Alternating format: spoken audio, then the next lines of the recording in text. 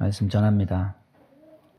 요한이 독수리의 시점으로 예수님을 1장에서 소개한 다음에 이제 그 예수님을 증거하는 사람, 세례 요한의 이야기를 요한복음 1장 후반부에서 적고 있습니다. 이 세례 요한은 말라기 선지자 이후에 400년 영적 암흑기를 깨뜨리고 메시아의 길을 예비하기 위해서 세상에 보냄을 받은 자였습니다.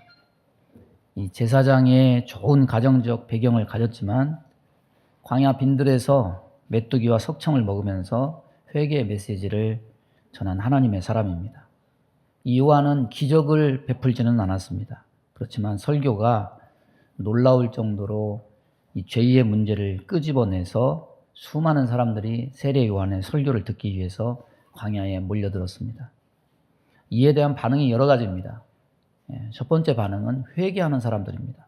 장녀와 세리들이 회개하고 세례를 받았어요. 두 번째는 두려워하는 사람이에요. 헤롯 대왕의 아들 헤롯 안티파스 같은 사람은 이 세례 요한을 두려워해서 이 세례 요한이 그의 재혼을 지적하고 이걸 비판할 때 그 말을 달게 들었다고 했습니다.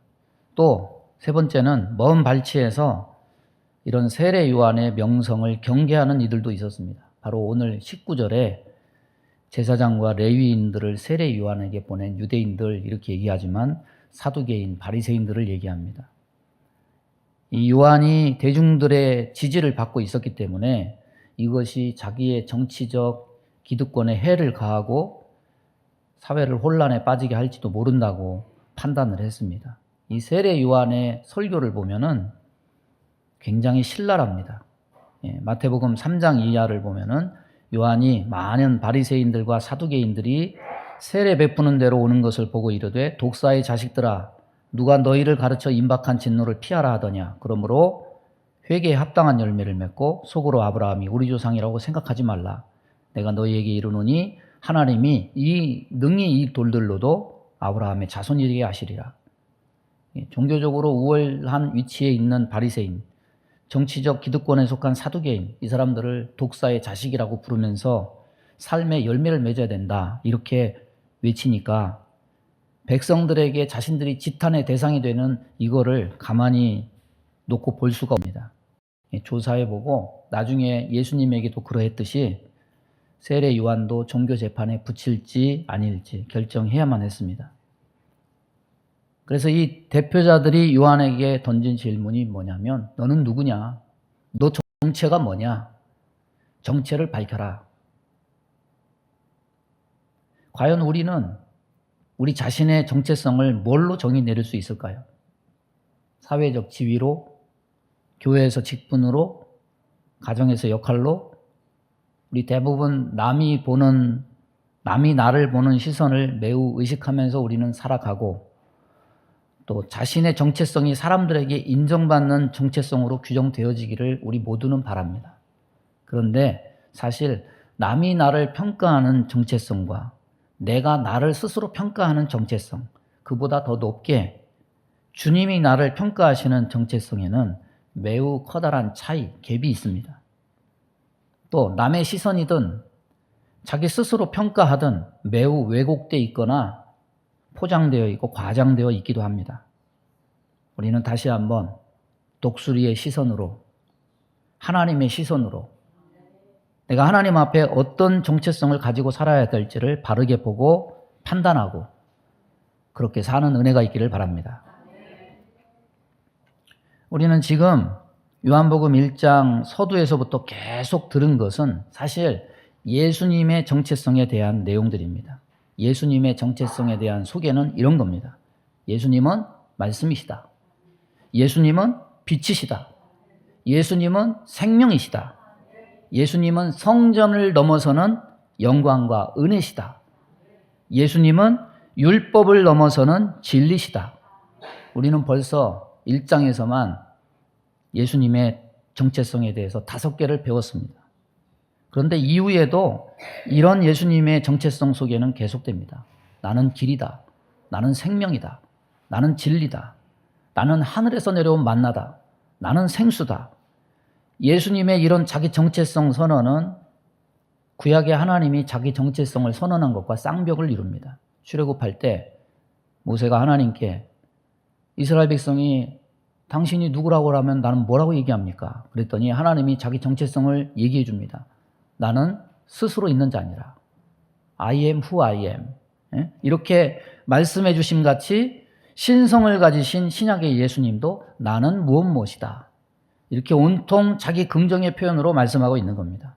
그런데 이와 반대로 요한의 자기 인식, 자기 정체성의 속에는 긍정이 아닙니다. 부정입니다. 요단강가에서 세례를 주면서 많은 사람들에게 회개하라 천국에 가까웠느니라 이렇게 외치니까 사람들이 그를 향해서 의혹을 품으면서 혹시 그리스도가 아닐까? 당신은 그리스도가 아닙니까? 이렇게 물었던 것 같아요. 그래서 맨 처음 당국자들이 자기에게 묻기도 전에 먼저 스스로 단호하게 나는 그리스도가 아니라 이렇게 말합니다. 그리고 이어서 그들이 묻습니다. 그리스도가 아니면 네가 엘리야냐? 사실 세례 요한은 말라기에 예언된 그 엘리야의 역할을 한 사람이 맞습니다. 예수님조차도 요한을 엘리야라고 인정하셨습니다. 그런데 요한의 대답은 아니라고 그래요. 예수님도 인정하신 것을 왜 그렇게 단호하게 아니라고 했을까? 사람들은 뭘 기대를 했느냐? 엘리야가 불말과 불병거를 타고 하늘로 올라갔듯이 다시 엘리야가 세례 요한이 맞다면 불말과 불수레를 타고 하늘에서 내려오기를 기대한 거죠. 요한이 그들이 잘못된 기대를 하지 않도록 나는 그런 엘리야가 아니다. 이렇게 말한 겁니다. 여러분 천사가 사가랴에게 나타나서 수태고지를 할 때 요한에 대해서 뭐라고 얘기했습니까? 엘리야의 심령과 능력으로 메시아를 위해서 백성을 준비하리라. 그렇기 때문에 세례 요한은 엘리야의 심정과 능력으로 그에게 맡겨진 사명, 주의 백성을 준비하는 일을 감당했을 뿐이지 유대인들이 상상하고 기대한 그런 엘리야는 아니었던 거예요. 그렇다면 그 선지자냐? 이렇게 물었습니다. 여기 그 선지자는 신명기 18장에 나오는 모세가 말한 나 같은 선지자. 신명기 18장 15절 보면 내 하나님 여호와께서 너희 가운데 내 형제 중에서 너를 위하여 나와 같은 선지자 하나를 일으키시리니 너희는 그의 말을 들을지어다. 우리는 이미 복음을 들어서 예수님이 그리스도시고 또 하나님이 보내신 그 선지자라는 것을 알고 있습니다. 그런데 그 시대 사람들은 메시아와 그 선지자를 다른 인물로 생각하기 때문에 그리스도인지 물은 후에 이어서 그 선지자인지도 물어봤던 거예요. 근데 세례 요한은 단호하고 확실하게 나는 아니다. 나는 그리스도가 아니다. 나는 엘리야가 아니다. 나는 그 선지자가 아니다. 대답을 했습니다. 여러분 예수님이 산상보험 말씀하실 때 이런 말씀하십니다. 오직 너희 말은 옳다 옳다 아니라 아니라 하라. 이에서 지나는 것은 다 악에서 쫓아나느니라. 무슨 뜻입니까? yes, no를 분명히 하라는 거예요. 근데 여러분 우리가 세상 살 때 옳은 걸 옳다 하고 아닌 것 아니라고 말하는 게 당연함에도 불구하고 세상 살기가 그렇습니까? 그 단순한 한마디를 제대로 하지 않는 사람들이 많기 때문에 불의와 부정이 판을 치고 있죠. 그래서 아이러니하게도 당연한 것임에도 불구하고 옳은 것을 옳다고 긍정하고 아닌 것을 아니라고 부정하려면 용기가 필요해요.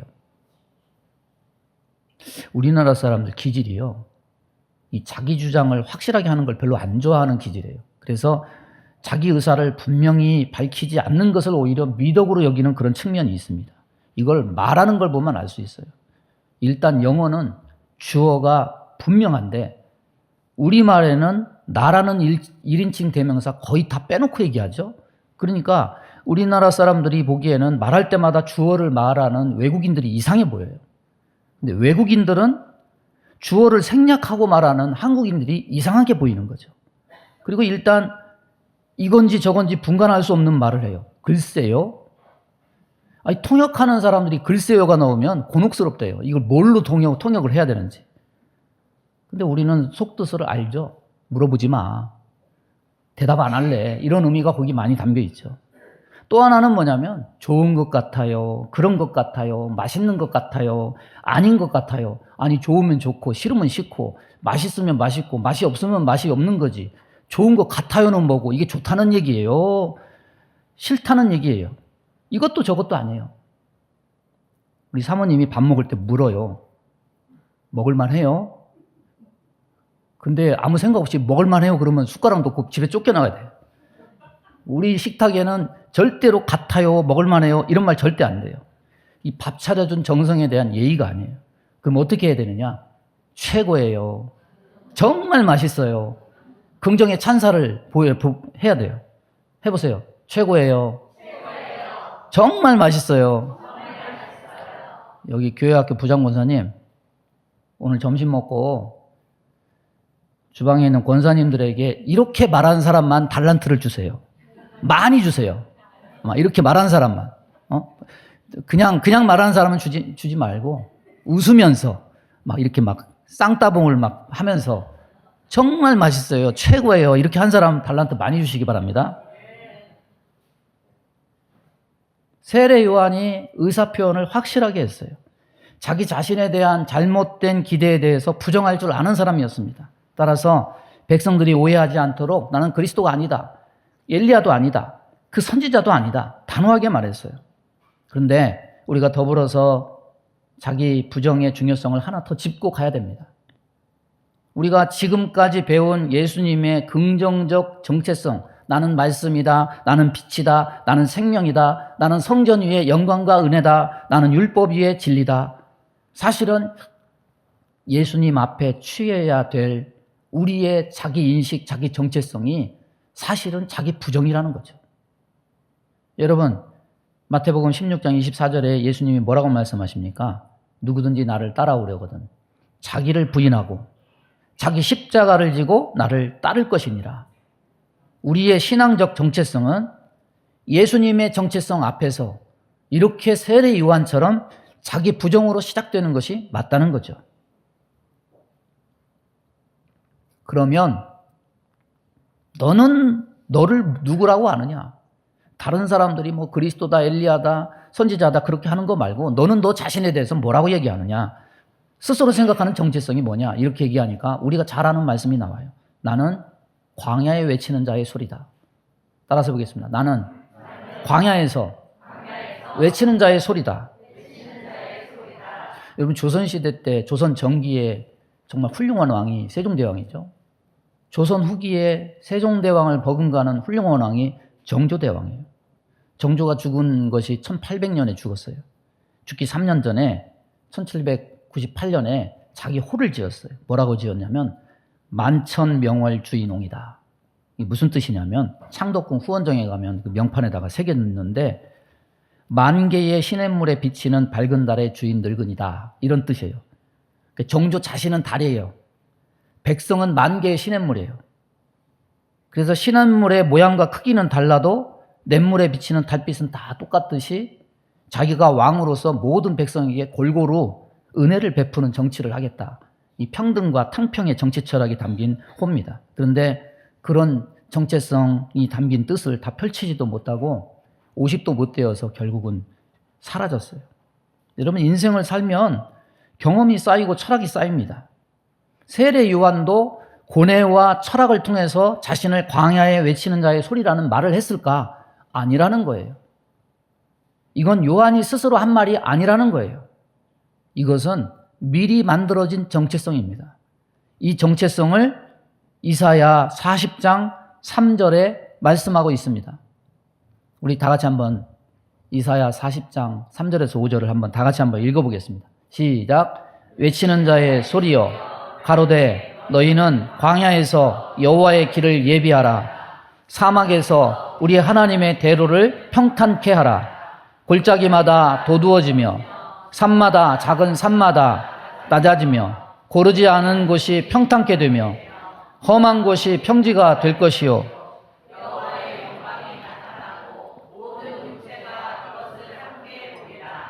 대저 여호와의 입이 말씀하셨느니라. 이사야가 예언을 했는데 사실은 이사야도 대언한 것뿐이에요. 여기 마지막에 뭐라고 얘기합니까? 여호와의 입이 말씀하셨느니라. 하나님에 의해서 만들어진 정체성입니다. 세례 요한은 이 예언을 요약해서 여호와의 입이 말씀하신 대로 광야에서 외치는 자의 소리라고 자기 정체성을 설명한 거예요.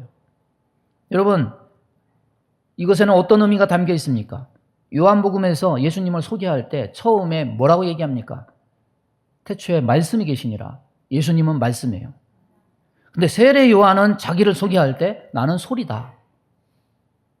말씀은 내용 있는 소리입니다. 소리는 내용은 없어요. 소리는 들려오는 물리적 음의 파장만을 이야기하는 거예요. 그러니까 세례 요한은 내용은 하나님께로부터 예수께로부터 오고 내용이 없다면, 말씀이 임하지 않는다면 나는 아무것도 아니다 말하고 있는 거예요. 또 하나는 이것에는 어떤 의미가 담겨 있느냐, 세례 요한의 정체성은 곧 세례 요한의 사명을 말하는 것이기도 합니다. 이사야 40장 3절 이하는 왕으로 오시는 주님을 맞이할 준비를 하라는 뜻으로 왕이 오시는 길을 만들기 위해서 골짜기마다 도두어지고 산마다 작은 산마다 낮아지며 고르지 않은 곳이 평탄케 되어야 한다 말씀을 해요. 그러면 주의 길을 준비하는 첩경을 평탄한다고 할 때 이 대로를 요즘 나온 영어 세번역 성경에는 뭐라고 표현하고 있냐면 하이웨이, 고속도로를 얘기해요. 우리의 마음에도 왕이 오시는 이 대로, 고속도로가 만들어져야 된다는 겁니다. 여러분, 산이요 가로막혀 있으면요 물자의 유통이 힘들어지고 사람의 소통이 힘들어져요. 그런데 산을 2개나 넘어서 반나절 걸리던 길에 고속도로가 나면은 10분 만에 쉽게 갈 수 있으면 얼마나 기쁩니까? 나와 주님 사이에 곧은 고속도로가 있으면 주님의 말씀이 한마디도 빠질 것이 없이 즉시 바로 들어오고 바로 받아들일 수 있지만, 이 길이 굽어 있다든지 움푹 패인 길이라면 주님의 말씀이 바로 들리지 않는 거죠. 세례 요한은 왕을 맞이하는 마음의 길을 닦는 일을 위해서 보냄을 받은 자였습니다. 구약 백성의 특징이 뭡니까? 하나님이 아무리 선지자를 보내서 말씀하셨어도 그것이 마음에까지 이르지 못해요. 완고하고 완악해서 굳어진 채로 살아요. 그래서 듣기는 들어도 듣지 못하고 보기는 보아도 보지 못했습니다. 이스라엘 백성들의 마음도, 신약시대 이스라엘 백성들의 마음도 똑같아요. 병들어 있어서 주님이 찾아오실 수 없게 되어 있었습니다. 그래서 세례 요한의 사명은 뭐였느냐? 이 마음들을 평평하게 해서 그리스도에게로 나아가게 하는 거예요. 요한의 소리에 내용인 말씀이 담기면 그 말씀이 골짜기처럼 깊게 파인 마음을 도두어지게 하고, 높이 솟은 마음은 깎아서 고르게 하고 평탄하게 해서 왕으로 오시는 주님이 왕림하실 수 있도록 한 거예요. 여기 우리 어르신 중에는 어렸을 때부터 사시던 분들이 계셔요. 그래서 한강에서 헤엄쳤다고 얘기도 하고 여의도까지 헤엄쳐서 가고 밤섬에 헤엄쳐서 가고 그랬대요. 근데요, 그때 한강하고 지금 한강하고는 달라요. 그때는 여름에 반드시 홍수가 났어요. 겨울에는 물이 없어가지고 모래톱이 군데군데 드러났어요. 80년대까지만 해도 서울에서 홍수 나면 단골로 TV에 나오는 곳이 신수동, 망원동. 저 봤어요. 다라이 타고 다니는 거. 지붕까지 이게 물이 차가지고 다라이 타고 다니는 거. 텔레비에서 그게 나왔어요. 우리 저 전에 있던 교회 옆에 바로 거기가 지대가 한 1m, 2m 정도 낮은데 비만 오면 거기가 그냥 가득 차가지고 그랬습니다.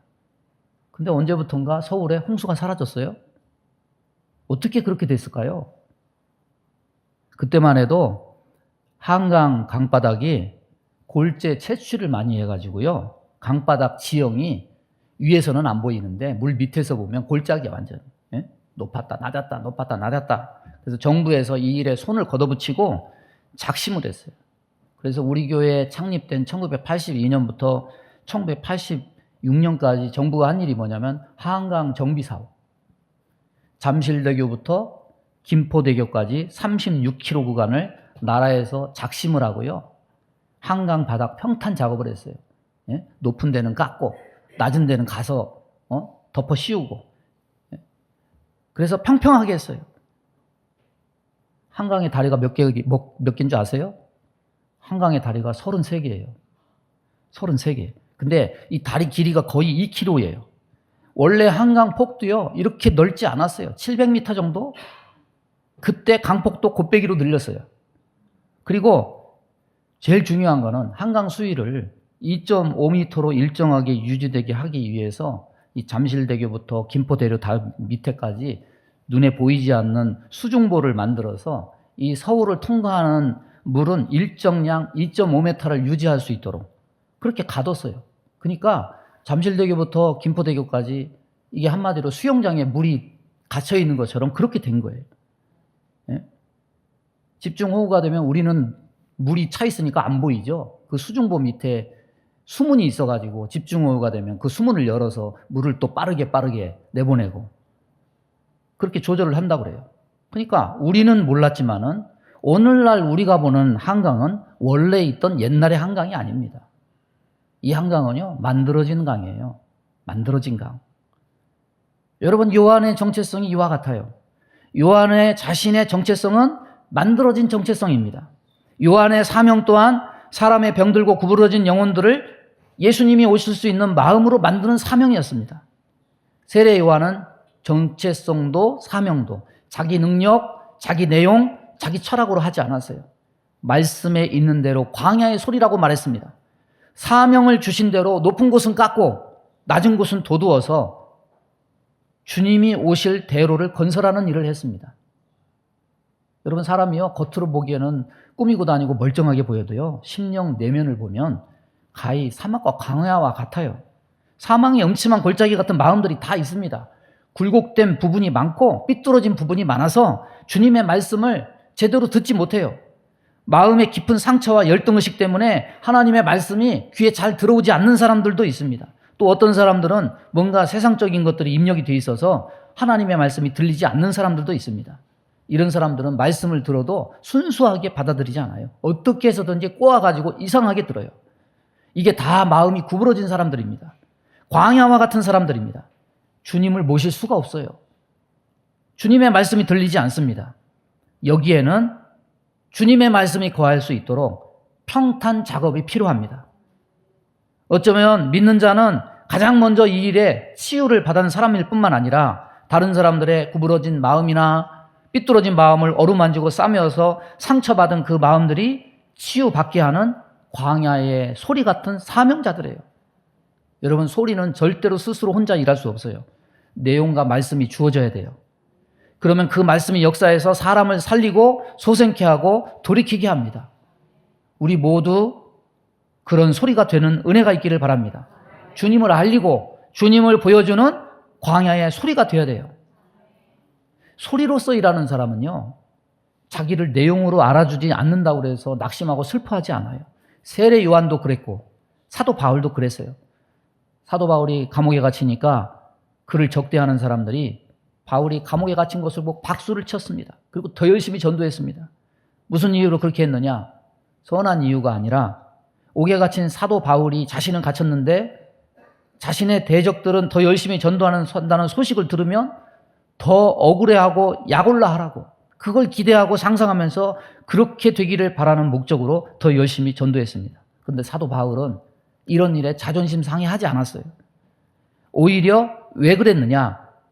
자신이 말씀이 아니라 소리임을 알았기 때문에. 오직 말씀인 예수 그리스도만 존귀 여겨지고 그의 이름이 전해진다면 설령 그런 목적을 가지고 하는 것이라도 전파되는 것은 예수님이기 때문에 나는 기뻐한다. 소리의 정체성을 가진 사람들은 스스로 내용의 정체성을 가진 사람들처럼 불안해하지도 않고 우쭐하지도 않고 낙심해하지도 않아요. 그 정체성 자체가 내용을 가지는 것이 아니기 때문이에요. 내용이 되려는 사람은 그래서 기쁨이 없어요. 그러나 소리로서 사명을 감당하는 자에게는 기쁨이 있어요. 우리 모두 광야의 소리 같은 그런 자들이 될 수 있기를 바랍니다. 옛날에 어떤 목사님이 결혼을 했습니다. 아이가 없어요. 이삭과 리브가가 결혼해서 몇 년 만에 아이를 낳았죠? 20년. 20년 동안 이삭과 리브가가 기도해서 몇 살에 낳았습니까? 60살에 낳았어요. 이 목사님도 20년은 아니지만 몇 년을 기도했냐면 13년을 기도했어요. 그래서 아들을 낳았어요. 그 목사님 나이가 60이에요. 형제도 없는 외동아들이에요. 60의 자식을 낳았으니까 이게 자식이 아니라 손주뻘 자식이 아니에요? 아이가 자라는데 마치 할아버지가 손주 키우듯이 그렇게 키웠어요. 목사님이 아들한테 너는 커서 꼭 목사가 되라. 어렸을 때는 그냥 들었는데 커가면서 정말 아버지가 목사인 것이 너무 싫어요. 목사 되라는 소리도 싫어졌어요. 왜 그랬을까요? 이 목사님 사역의 특징이 뭐냐면 교회를 개척하고 자율입할 만한 수준이 되면은 후배 목사한테 넘기고 또 다른 데 가서 지하실에 가서 또 개척하고 항상 이런 식이에요. 그러니까 이 목사님 아들의 어린 시절은 너무너무 열악한 거예요. 지하실 개척교회에서 항상 곰팡이 냄새 맡아가면서 살았어요. 이렇게 개척하고 넘기고 하니까 주민등록 초본이 몇 장이에요. 어렸을 때는 다 그렇게 사는 줄 알았어요. 커가면서 다른 친구들을 보니까 그렇게 안 사는 거예요. 너무나 다른 거예요. 부모님은 전도하면서 날마다 늦게 들어오셔요. 언제나 혼자 저녁밥 먹어요. 그때마다 혼자 김칫국에 밥 말아 먹으면서 할 일 없으니까 TV를 트는데 그때 나온 게 뭐냐면 주말의 명화.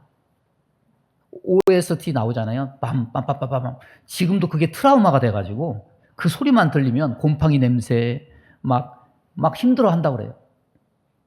자라면서 왜 아버지는 안정된 목회를 안 하고 이렇게 힘들어 하면서 막 마음에 아버지에 대한 막 증오와 분노가 막 불타오르는 거예요. 직장에 들어갔어요. 직장 생활하다가 뭔 일이 터져가지고 회사를 그만두게 되고 모든 게 다 막혀버렸어요. 이게 다 아버지 때문이야. 막 부하가 치밀어 올라가지고 아버지가 그렇게 살았기 때문에 내가 뭘 해도 안 되는 거다고. 그래서 아버지가 개척한 그 꼬라지 좀 보라고.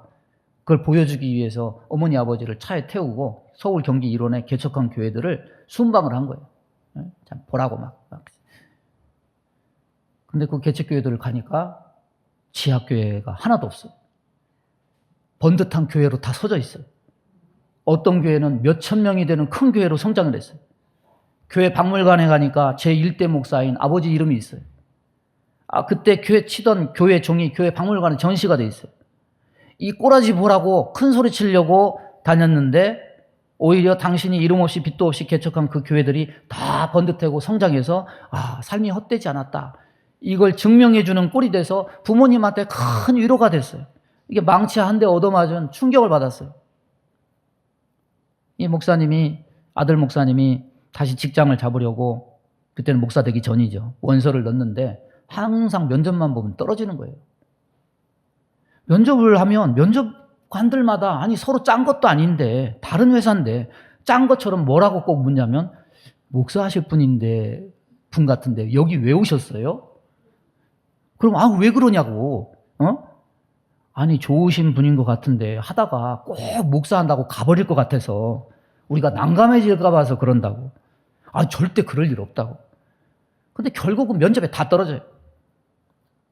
다음에는 병원에 행정하는 곳에 원서를 넣으면서 거기 이력서에다가 아버지가 목사라는 것도 지워버려요. 종교? 무교. 기독교 아니에요? 그러면 나 하나님 그런 사람 모른다고.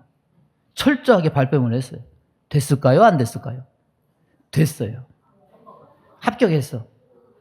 그래서 이젠 됐다 그랬는데 일주일 만에 병원이 부도가 나가지고 문을 닫았어요. 결국 늦은 나이에 항복해서 목회길로 들어섰어요. 그 아버님 목사님이 91세에 돌아가셨대요.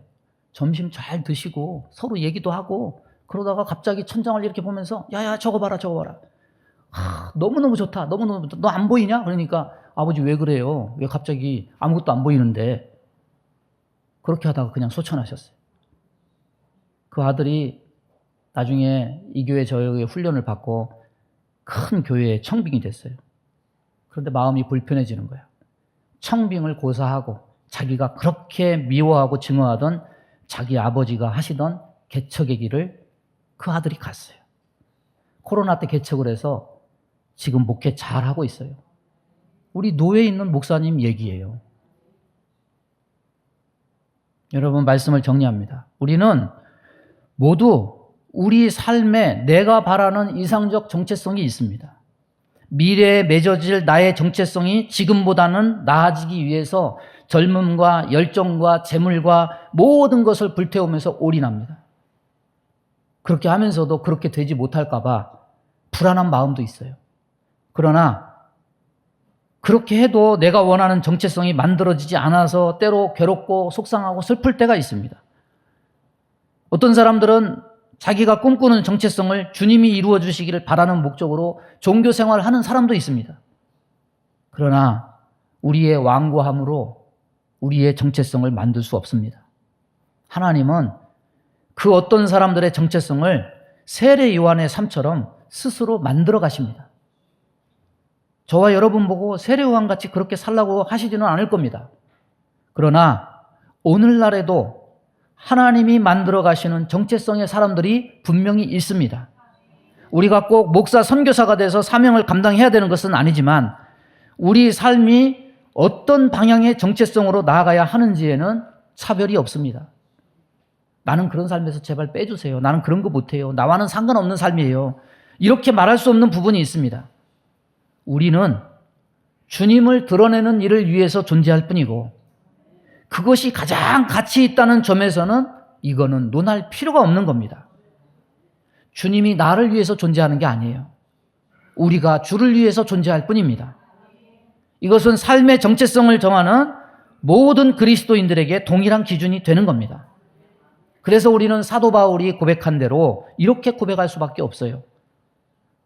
로마서 14장 8절 말씀대로 우리가 살아도 주를 위하여 살고 죽어도 주를 위하여 죽나니 그러므로 사나 죽으나 우리가 주의 것이로다. 바른 정체성으로 짧은 인생 헛되이 허비하지 말고 하나님께 쓰임받고 영광 돌리는 그런 정체성을 가지고 살아가는 저와 여러분 되기를 주님의 이름으로 축원합니다.